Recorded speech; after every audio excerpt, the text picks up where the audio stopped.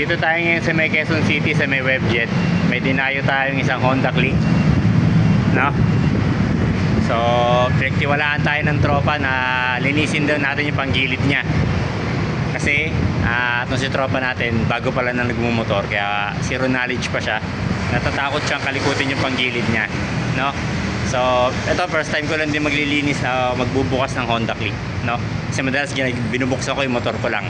Kaya sabi ko sa kanya, sige, linisin natin kasi first time ko rin bubuksan yan. So, tara. Una, tanggalin muna natin itong dalawang cover na to. So, ayun, nagtatanong yung tropa natin, magkano raw bayad na itong palinis ng ano niya, panggilid niya. Oo. Sabi ko, wala siyang babayaran. Libre lang ang linis. Kaya lang, pag may nasira ako, wala rin akong babayaran. Salamat sir, salamat. So, wala, bubuksan na natin to.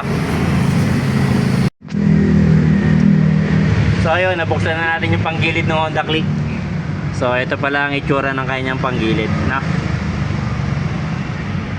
May problema tayo. Kasi, yung nut dito, wala tayong kasukat. Hindi katulad kasi sa M3 ko, 17 lang to eh. Dito, hindi kasya yung 21 ko. So tingin ko 22 to. Ito namang sa kabila, yung nut nung ano niya, bell. Ito 19 meron tayo. So hanap tayo ng pang babaklas natin dito. Hanap tayo ng socket. Nakakasya rito. 22 to, kaya 22 sa 23 yun lang. 22. Sadya mo na kayo, hanap po tayo na mahiraman natin na pambukas. So ayun, kahit hindi natin natanggal yung kanyang pulley, ay nagawa pa rin nating linisin yung ibang parts. Ayan, di ba? Oo. Nanlinis na ng kanyang kaha. At ito yung ating mga tinanggal, mga nilinisan natin, no? So ayun lang, sa susunod, alam ko na kailangan ko maghanap ng socket na 22 dahil sa Honda Click yata.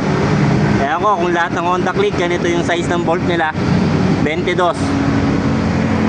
So ayun, kakabit ko na lang itong mga to. Sana wala akong ma-lost thread.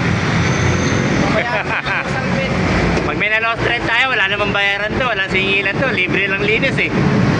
Padyan na kayo, babalik ko na to, baka abutan tayo ng dilim.